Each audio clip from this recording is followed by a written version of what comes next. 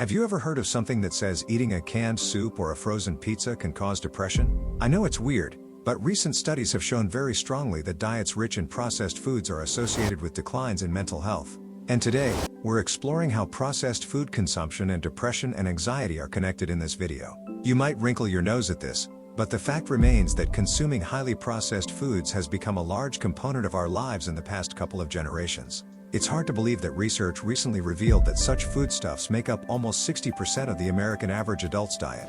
Moving on, extensive research conducted in Australia has brought some alarming news. It has been found that people who regularly feed on a considerable amount of ultra-processed foods are far more likely to feel down in the dumps than people who consume them very rarely. Let's talk about an interesting research study from Australia that recently received world attention.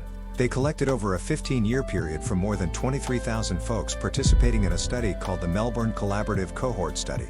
The very nature of this study makes it pretty unique. It simply focuses on understanding how eating habits and lifestyle might shape the chances of developing chronic diseases.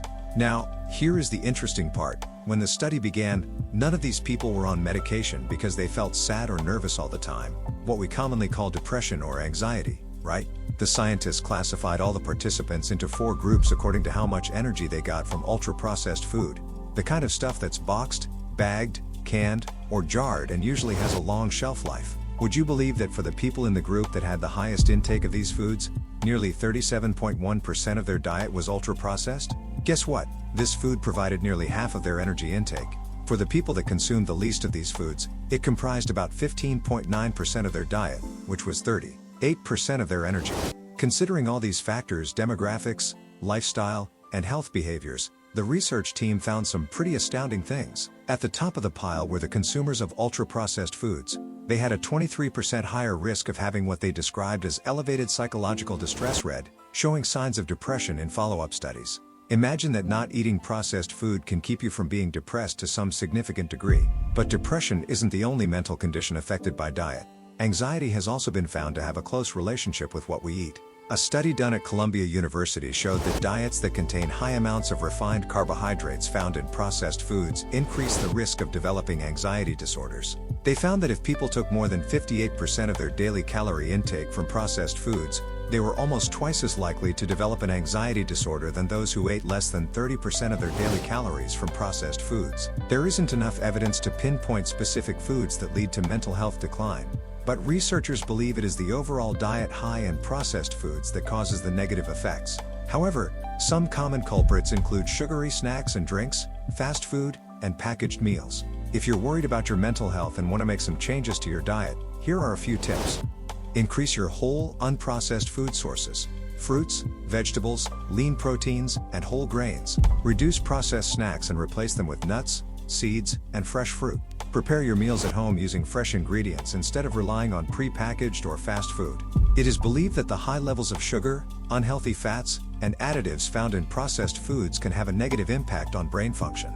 Studies have shown that these ingredients can disrupt the balance of neurotransmitters in the brain, leading to mood disorders such as depression and anxiety. In addition, processed foods deprive the body of essential nutrients important for good mental health, such as B vitamins, omega-3 fatty acids, and antioxidants. Without these nutrients, the brain cannot function correctly, and it may be inclined to mental health issues. Did you know that what you eat can affect not just your physical but also your mental well-being? That's what more and more research has found these days. For instance, studies have revealed that sticking to a wholesome diet like the Mediterranean one may, in fact, help lower your risk of feeling depressed. Now, let's talk about the less healthy diets, especially the ones that are a staple in the Western world, which are unfortunately loaded with ultra-processed foods.